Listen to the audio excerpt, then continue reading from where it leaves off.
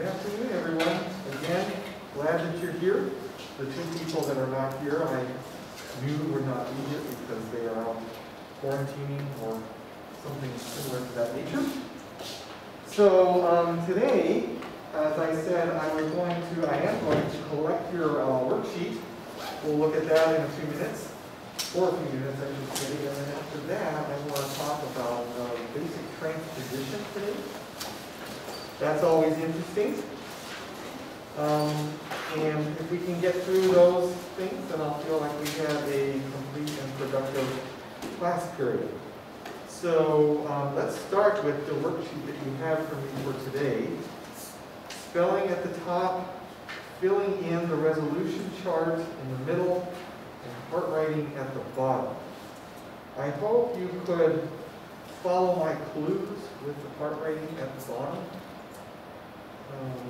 But before I collect this, as usual, let me see if anyone has any questions. Okay, I see questions from that. Oh, I wanted to ask about the third one on the bottom. Okay, the third one. Did you want to like see the kind of the whole thing, or did you have a specific question about a chord, or? I guess just kind of the whole thing. I wasn't sure where to go with it. Okay. And I know if you can't help me with that, that's okay. No, that's fine. Let me see if I can squeeze it in over here since I already have something up on the board. Otherwise, I could use the grand stamp way down below. Let's try this. So we have 3 flats and a key signature. And we're in C minor. And we have a 2 half diminished 6/5, which is supposed to go into a dominant chord, which is supposed to go to another chord. And I have F, and C, and F. I think that's what I gave. All right, so now let's fill in what we do know. First of all, the 2 half diminished 6/5 in this key. It's going to be spelled D, F, A flat, C. Looks like I have an F and a C. I need a D and an A flat. Where did you put yours? I put the A in the center, Okay. and it's an E in my outline. Okay. That's fine with me. Decent spacing. We got all the notes of our 2-6-5 chord? Good. All right, now, the next chord I told you is supposed to be a dominant, and I've given you the bass note is an F.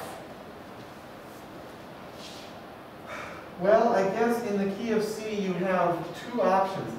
If you read the instruction dominant as meaning a dominant function chord, you could use a 5/7 of some sort, or you could use a 7/7 of some sort, because both have dominant function. I took the word dominant to be literally a dominant, and I used a 5/7 chord here. But if F is the lowest tone, what inversion would my 5/7 have to be in? That's right, 5/4/2. So that's what I used. And I'll finish part writing this, but we know from our resolution chart, just a little bit higher on the same page, where does a 5/4/2 have to go?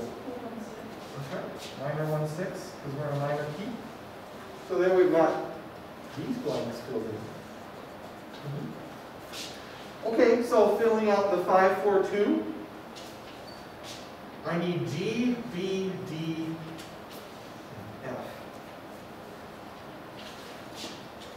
And I also need to remember, can't forget, that this chord here has one tendency tone. It's got a 7th. What is the 7th of my DFAC chord? The C. Okay? So the C, therefore, then needs to come down by step, which means the B in this GEF chord is going to be found in this crown. And if I leave it like that, it's going to be kind of slightly wrong. Why is that? What do I have to do to my B in the key of C minor? That's That's right, raise it with an accidental. I guess I didn't leave enough space for that. Squeeze it in there. There we go, now we're on the right track. Okay, it looks like the G for my GBDF chord, I don't have to move it if I just leave it right where it is. And I can use a G, or get a G out of the tenor, no problem, just by going down a step. Then resolving 5/4/2 to 1/6, how many tendency tones does this chord have? 2. One is the leading tone of the key, scale degree 7, that's B natural, and that is in an outer voice, so it has to go up to do. The other tendency tone in the 5/4/2 is the 7th of the chord, and that happens to be down here in the bass, that's where the F is. And that needs to go down by step, not by leap, but by step. I'm just about done filling in my 1/6 chord. I do not want to double the bass if I can help it in a 1/6, so I do not want another E flat. Yeah, in which voice? That's right, good. I can double the C. I like that. I was gonna ask about the second chord on the last minute on the bottom, because I know in 1/6/4 you need to double the bass, That's right. but when you take A up to B, you have F on the bottom, and then E, I put E in the tenor. Okay. Oh wait, never mind, my bad, I see. I was wrong. You see Yeah, what I got it. I mean, I can No, I show We that. actually continue that, because I was also reading. Okay, so we got multiple people that might want Take it to up to an F. see that, okay. Is it okay if I erase this to make space for the?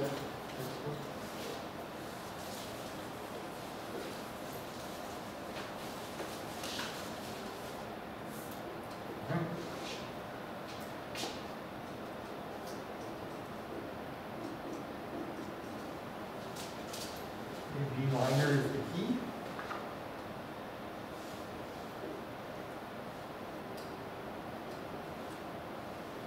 Have you seen, I don't know why I thought of this right now, but years ago there used to be something going around Facebook where there's a picture of an old junky car.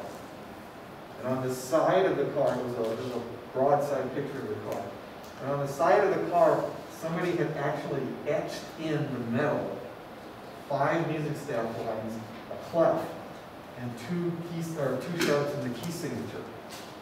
And the caption underneath the car on Facebook said something like, well, at least the damage appears to only be minor. I'm not kidding. I didn't make this up. This is what's happening. Okay, anyways. So, 7 diminished 4/2 in the key of B minor, and I gave you this chord, right? Yeah, so we've got A sharp, the alto, that's the root, C sharp, soprano, E in the tenor, and G in the bass. Now we know from our resolution chart, on the same page here, that 7 diminished 4/2 can go to 1/6/4. 2 tendency tones for the 7/4/2. The leading tone of the key, or scale degree 7, is in this key is A sharp, so that happens to be in the alto. That goes up then to B. And the other tendency tone is which pitch? The G. That's the 7th of the chord, and as such that needs to go down by step. Now, as Lexi was saying, we know we need to double the bass note of all 6/4 chords, no exceptions. So I need another F sharp. Where's the best place to get it? The tenor, that's right, because it's closest. And then the only other pitch I need, and again, pay attention to what you've got written, because a lot of times when I grade, I think that there's just oversight or some accidents where it's like, oh, I forgot to put a root in the chord. Oh, there's no third in the chord, that kind of thing. I'm missing a D, right? It's supposed to be B, B, F sharp. So I'll put the D up here. How does 164 resolve to 5? We've been doing this since last semester. You do not have to, and you should not move these F sharps, because they're both in the 5 chord, and that's the note that also needs to be doubled in the 5 chord. So you just slide them over, keep them static, and then the other two voices should be able to come down by step. And I technically don't need a sharp on the A because it's already in the same measure, but if you want to put one in there with parentheses, that's certainly fine. Sorry, just a point of clarification. Between the 164 and the 5, when you're going from F to F, is that not parallel motion? No, because it's static motion, not parallel motion. It's only bad parallel motion when they go to different or new pitches at those intervals. So this is definitely allowed, and it happens quite frequently.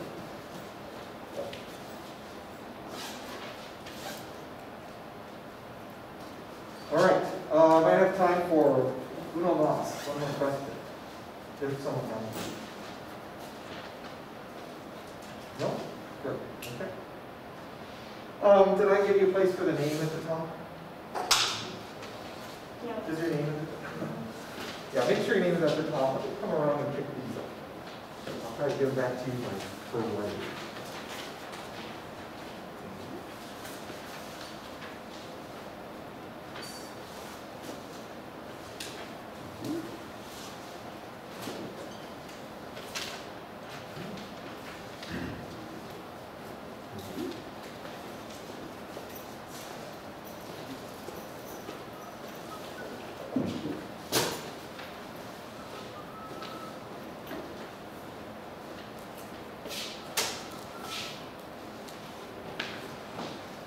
Is it Friday yet? Not quite. We're getting there though. We're at least past the earliest part of the week, the uphill part of Monday and Tuesday.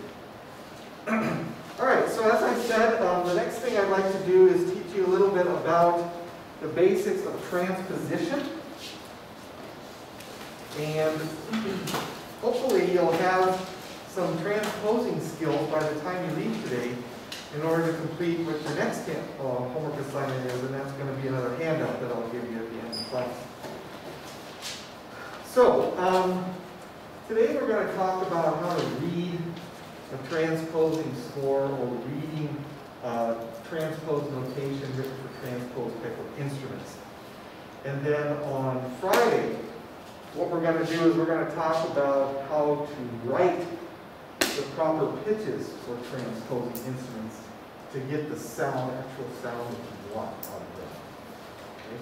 So today we're just going to talk about how to interpret transpose pitches, how to determine the actual sound of a transposing instrument, and then on Friday we'll do the reverse and learn how to write for these instruments. So let me start by saying, when we see, let me get rid of this, something makes some space.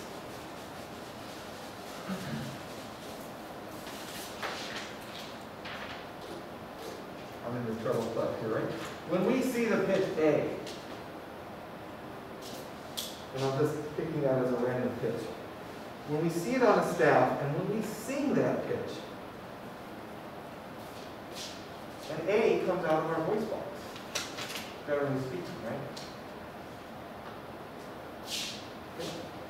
When we see a pitch A notated on a staff, and we play that pitch on an instrument, we logically expect an A sound out of that instrument, don't we? I mean, that's common sense, right? Like if I go to the piano and I see that pitch A notated in the treble clef and I play it, sure enough, the A comes out.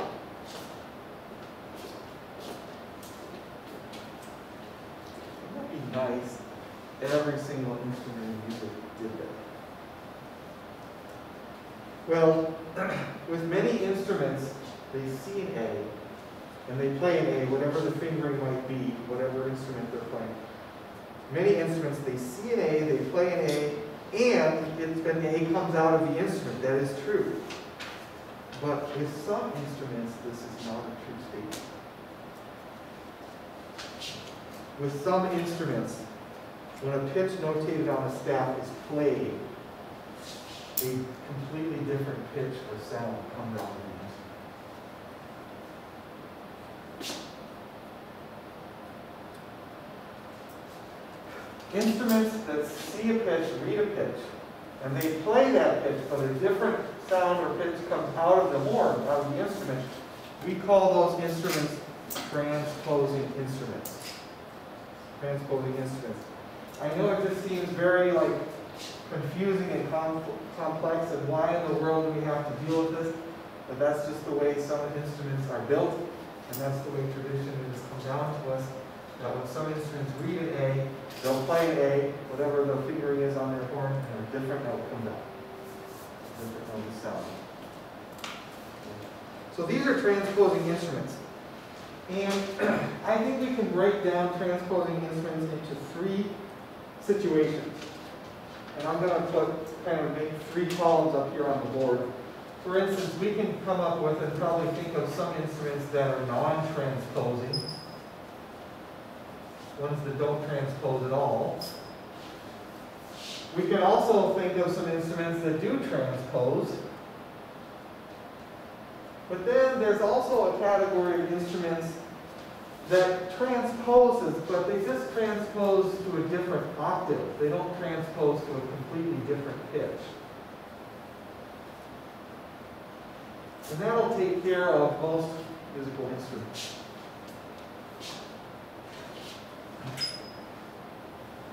All right, let's wrap our brains together. We've got enough people in here. We can probably come up with a list of several instruments for each category.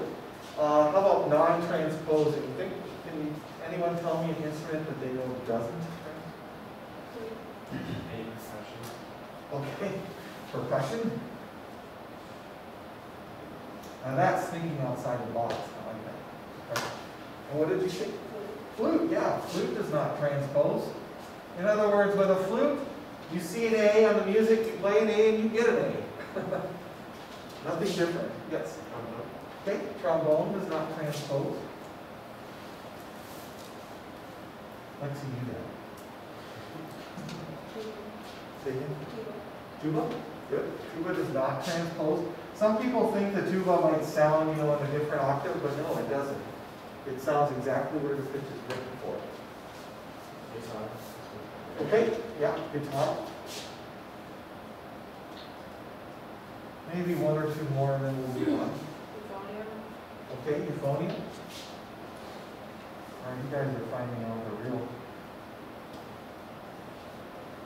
They're not rare instruments, but they're definitely not found in every single ensemble. What about, for instance, that the bassoon does not transpose? You kid. The bassoon does not transpose. The oboe does not transpose. There's a lot of instruments that do not transpose. The piano, for instance, very nice, does not transpose. Okay, so I don't have any more space for any of those. Let's try to think of some instruments that fit into this middle category. Do you know any? Saxophones actually belong over here. Yeah, and we'll get to that. But I'll put them there right now. Yes. Good. Double bass. That's the largest of the string instruments. You have to stand up in order to play. It actually sounds an octave lower than the pitch that's written for it.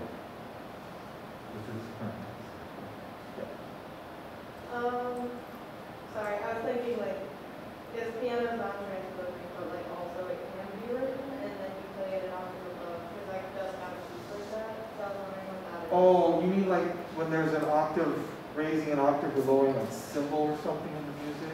Yeah, when it says A. Yeah. That's a little different, okay. So we won't include that here. Yeah. Okay, good. Piccolo.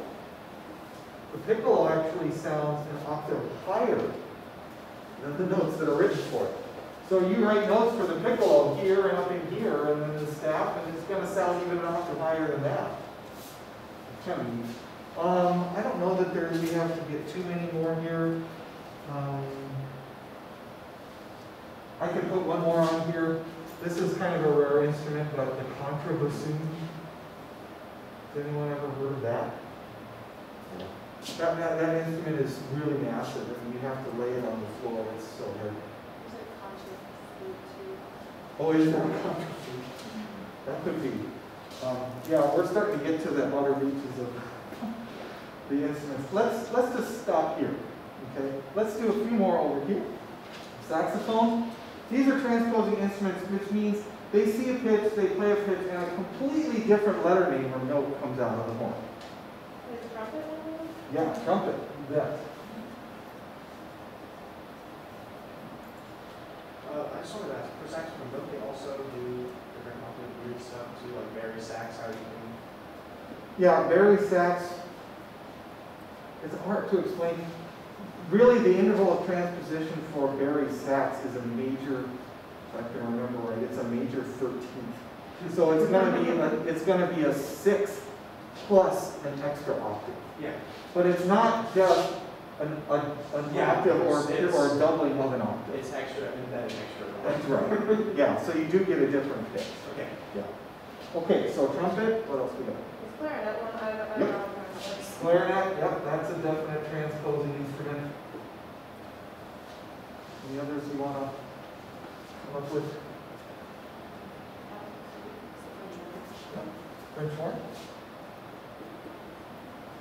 Yes, the alto flute. You are really on top of the flute. I am a flute player though. so- Yeah, that's good. The alto flute, although I won't make you remember the alto flute. We won't do anything with that in this class. But yeah. There's another one that I've got listed up here. You ever heard of an English horn? That instrument? That's transposing as well. And there are many others. There are others. We don't have to, come up with an exhaustive list. Okay. Now, the most important pieces, I should say, of information necessary for understanding transposing instruments is knowing the interval of transposition for the instrument and knowing the direction of transposition for the instrument. And by direction, I mean it's either up or down. We don't transpose sides. Sorry, I might be ahead and thinking of something that doesn't actually exist. But I was thinking about euphonium, and you can have trump clef or bass clef. So would that be a non-transposable instrument? If you have a treble clef or bass clef, it might be one to fit into one of these categories. I'm just not sure about the euphonium. So let's go back to the two most important pieces of information for understanding how to read and deal with transposing instruments is the interval of transposition and the direction of transposition. Up or down.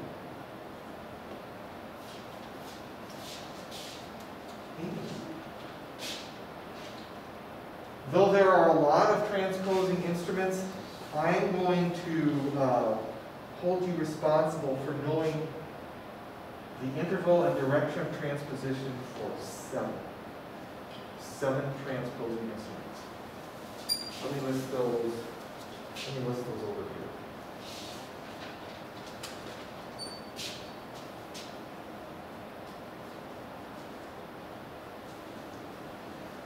Clarinet in E flat is going to be one. Clarinet in A is going to be another. And I'll try to explain to you what these different pitched clarinets mean. The trumpet in B flat. And the trumpet in D.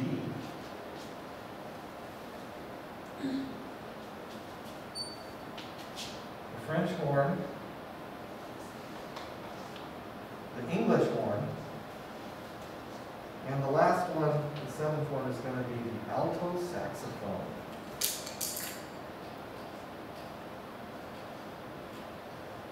And that's pitched in E flat. Okay, so these are the seven transposing instruments I'm going to hold you responsible for on a test. So we have to talk about then how these instruments work, how they transpose, what their interval and direction of transposition are.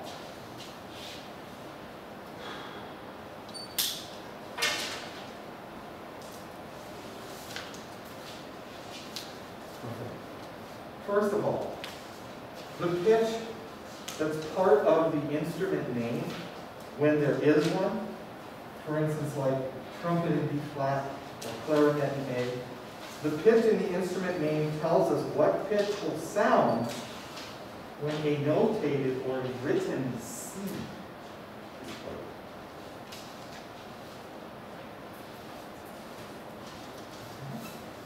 Let's say that again.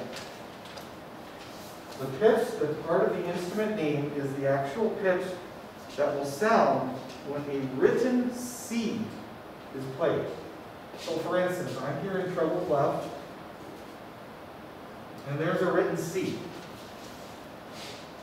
The clarinet in B flat player sees the C, plays the C, whatever finger it is on, right? And what note comes out? Does the C come out of the instrument? No, what note comes out of the instrument? A B flat. Specifically, this B flat right here, a whole step below it. So, when a clarinet in B flat player sees the C and plays the C, a B flat, a major second down or a whole step below the written note comes out. So we can say, for instance, that the clarinet in G flat sounds a major second lower than its written pitch. And I'll give you a handout with this information on for all these 7 instruments. I just want to give you the theory behind it, okay? What about a clarinet A? It's actually a slightly bigger clarinet. Visually it's hard to tell, but it's slightly bigger than the clarinet B flat. The clarinet A player sees the C, plays the C. What note comes out of the instrument? An A. Specifically, this A right here, a minor third below the written note. Okay. So we could say, for instance, that for the clarinet in A, its transposition definition is that it sounds a minor third lower than its written pitch. The actual sound that we hear that comes out of the horn is a minor third below its notated or its written pitch. Okay, trumpet in B flat. We'll go through these a little bit quicker. Trumpet in B flat sounds this B flat. It transposes the same exact way as the clarinet in B flat. Sounds a whole step lower than the written, or a major second lower than the written. In fact, out of these 7 instruments, all of these instruments, their actual sound is lower than their written pitch, except for one. I've always got to give you one that's different, so give you a little challenge. This is the one that actually, its actual sound is higher than its notated pitch. So a trumpet in D player sees a C and plays a C. Or whatever the fingering is, I don't know. But this D comes out. So we can say, and this is the exception to all the rest, the trumpet in D sounds a whole step higher than its written pitch. The actual sound is above or higher than its notated or written pitch. But all the rest sound below their written pitch.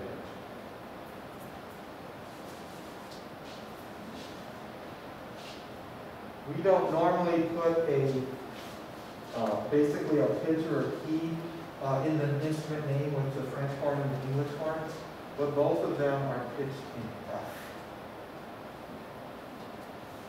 So that means a French horn player sees a C, plays a C, but this F down here comes out. What is this interval distance? C down to F is what interval? A perfect fifth, that's right. So the French horn, we can say, sounds a whole perfect fifth lower than its notated pitch. The English horn, the exact same thing. Sounds a perfect fifth lower. So any kind of horn that we're going to deal with, the French horn or the English horn or the Swahili, I don't know. But they're going to sound a perfect fifth lower than written. And finally, the alto saxophone is pitched in E flat. This is the one with the largest interval of transposition that we're going to deal with in this class. The alto saxophone is C's to C and plays the C. This E flat way down here comes out of the horn. And the interval between the written pitch and the actual sounding pitch turns out to be a major 6.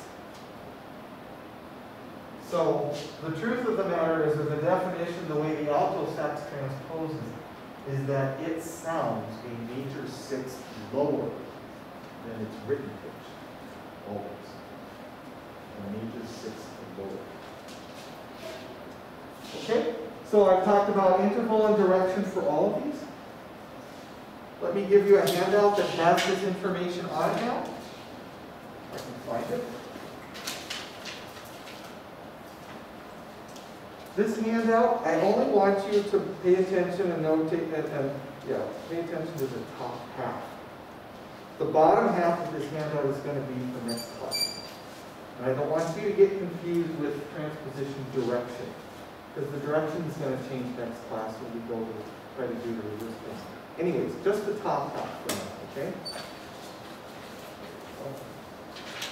So on the top half, when you get it, oh yes. You'll see that it says transposing instruments. When you need to find the actual sound of a transposing instrument, this is what you do. For most of these 7 instruments, you go down a certain interval to find the actual sound.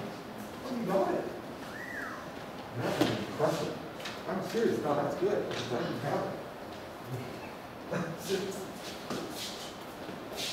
Okay, so it basically just states the definition of transposition, what I just went through with these 7 instruments. This is the top half. Okay? So hang on to this, use this as a reference when you need it. However, I will not let you use this for a quiz or test. Just so you know.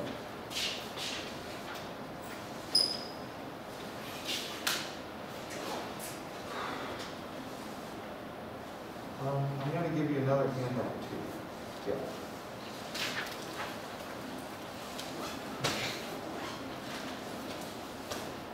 This will actually give us some examples and some problems to work with.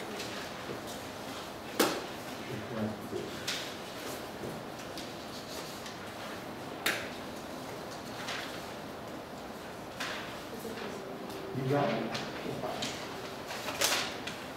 You're going to be a future theory teacher someday. See, you got all the handouts already.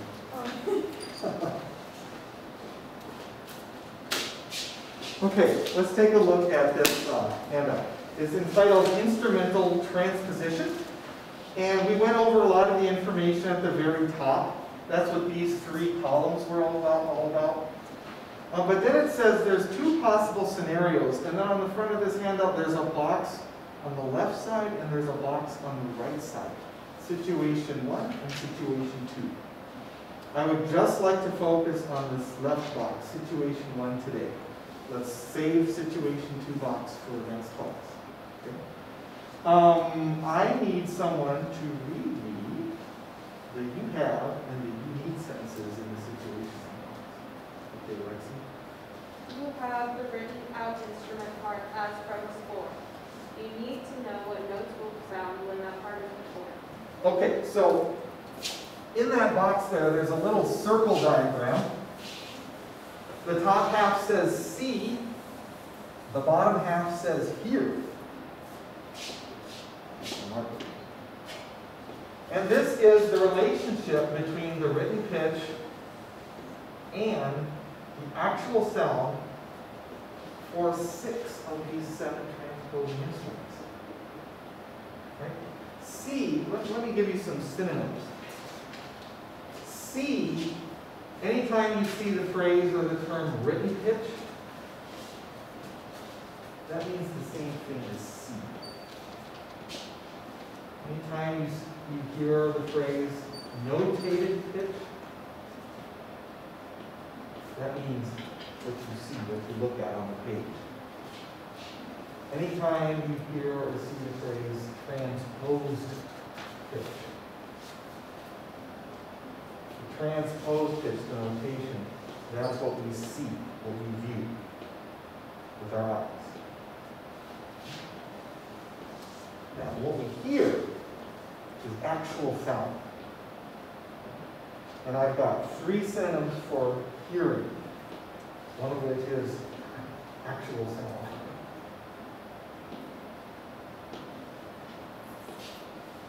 Another term that means what we hear, obviously, untransposed pitch. And then the last one, and this is an important one, you'll hear this quite a bit in conversation between musicians, and that is the term concert pitch. For those of you that play a transposing band instrument, for instance, you may have heard your band instructor many times say, play me a concert G, or something like that. And that means the band director actually wants to hear a G. You figure out what note you actually have to play on your transposing instrument to get the actual sound G. Concert pitch, it means transposition is completely absent. No transposition is affecting anything whatsoever. That's what concert pitch means. What you see is what you get. Okay? So these 3 terms are synonyms for what we hear. These 3 terms are synonyms for what we see. And again, this is the arrangement. What we see, the notated pitch is above what we actually hear for 6 of these 7 instruments. The only one that's reversed is the trumpet in D. The trumpet in D's circle diagram would be reversed. Here would be on top and C would be on top. But since that's the minority right now, let's kind of leave that one for now. Okay, now, I need someone to read me in the situation 1 block. Boy, it sounds like Jersey Shore. Does anyone know who the situation is? Yeah, that's okay. I don't want to know either. I mean, I just heard about this. My sister watched it, and unfortunately, it's a bad show. Yeah, it's It's not. very bad. It's reality TV. Yeah. Could somebody read the solution paragraph for me in this box? One of you? Say it, please. The solution is to transpose all the notes the way that the instrument transposes. For example, a B-flat trumpet transposes down a major second. If the B-flat trumpet has a G and it's written out hard, you would transpose the G down a major second to get the sounding pitched in F. Right. And so, for lack of taking the time to get this all booted up here, you see the diagram on the bottom left corner of your handout? Here's a written out what we call the score, the notation, the transposed notation for a trumpet in B flat. Do you see how its first 4 notes are C, B flat, C, D? Well, what we actually are going to hear, the actual sound, are going to be the notes a whole step lower than all of those. Specifically, B flat, A flat, B flat, C. Does that make sense? Because the trumpet in B flat from that other handout, it sounds a major second lower than its notated pitches. So if the notated pitches start out C, B flat, C, D, what we're actually going to hear are all the notes a major second underneath it. B flat, A flat, B flat, C. Yeah, I don't know if the looks that I'm getting right now mean, of course, this makes a lot of sense. I totally get it, or if the looks I'm getting mean like, I have no idea what you're talking about. All I can see are your eyes. All right, ask questions though if you need to. Let's go to the back side of the handout. Well, actually, before we do, well, you can do that. Let's do a few examples up here on the board since I took the time to write them up here. Okay, the trumpet in B flat sees this pitch notated. My question is, what is the sounding pitch, the concert pitch, the actual sound that's going to come out of the horn? And be careful now, because is this just a regular F? No, it's an F what? I gotta pay attention to the key signature. What's notated precisely is F sharp. So what's a whole step or a major second below an F sharp? An E, yes. So the final answer, the sounding pitch is E, not E flat or some other kind of key. It's got to be exact interval. Okay?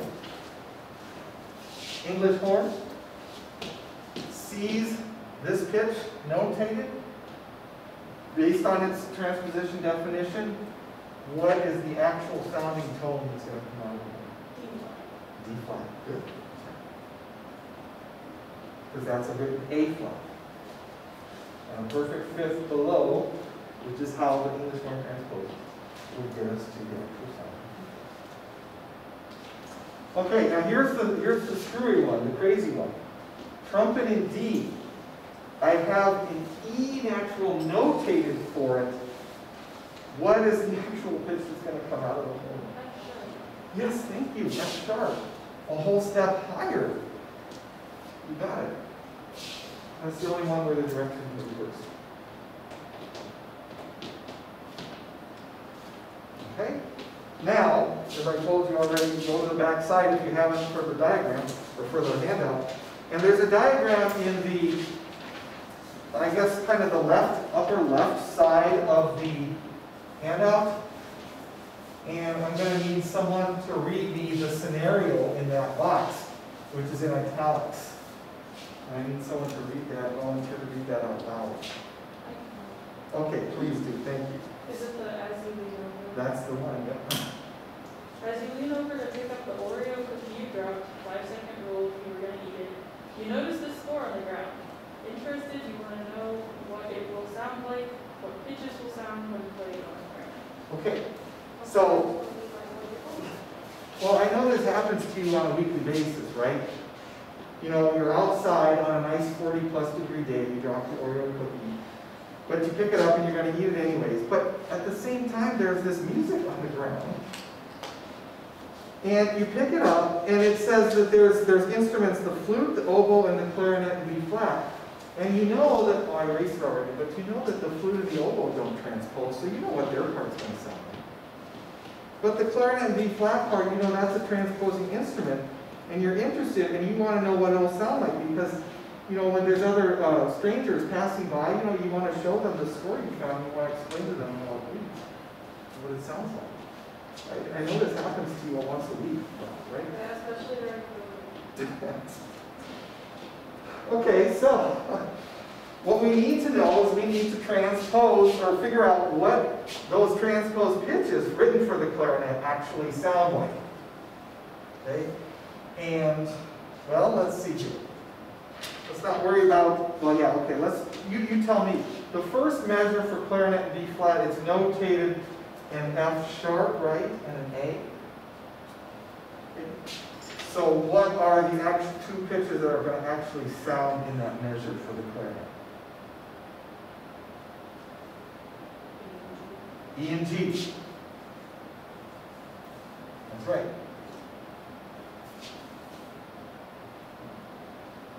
In the next measure, actually, let's put it over here. I think there's a big slur. In the next measure, you can see the clarinet in B flat has a notated G and A. What two pitches are going to actually sound out of the horn? F and G, right? F natural and G natural, that's right. A major second lobe. And finally, the last measure, they're the same notes as the first measure, right? So the last measure, the notes that are actually going to sound, are going to be E and G. Okay. So this is just to show you what actual notes will be sounding. The notation in the score there is transposed properly for the clarinet and B flat, so that the musician, the composer, already knows how to write for the instrument so that the exact sounds he or she wants to come out do come out.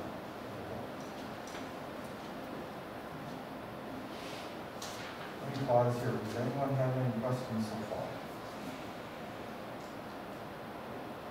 I'm going to leave you, I'm going to mention one more thing, and I think we're we're going to stop after we do that. I'm going to leave you just something to think about. If you don't understand it completely, that's fine, because next class will address it in more detail. But take a look at the clarinet and B flats notated music there in that example. There are two sharps in the key signature, correct? And because we don't really know the whole piece, let's just say, for lack of, let's just all agree to say that that clarinet part is written in D major. Okay, let's just assume it's in a major key, D major. Well, did you know that keys and key signatures transpose the exact same way that pitches do for transposing instruments? In other words, if the clarinet in B flat sounds a major second lower than what's written for it, then the key, the actual sounding key, the concert key that we will hear coming out of the horn, will also be a major second lower than the written key for it. So, go back to this. If the clarinet in B flat is notated in D major, what key is exactly a major second below D major? C major, right? And what is C major's key signature? So I don't need to have anything notated for this. Yeah. The actual key, the actual sound, the concert key in which we're going to hear it, it's going to be in C major. No flats, no sharps. It's notated in D major for the clarinet in B flat, but they're going to play it. It's going to come out in C major. And you can play it on C major with the piano to match with the clarinet. The piano doesn't transpose. All right. I think that's probably far enough if you guys don't have any questions. I need to leave you then with the worksheet for Friday. This worksheet is mostly on the front. There's just a score to refer to on the back that I asked you something about.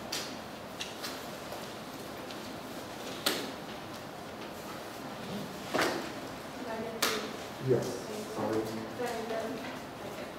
like my mom would say, my memory is from 12 till noon. There you go.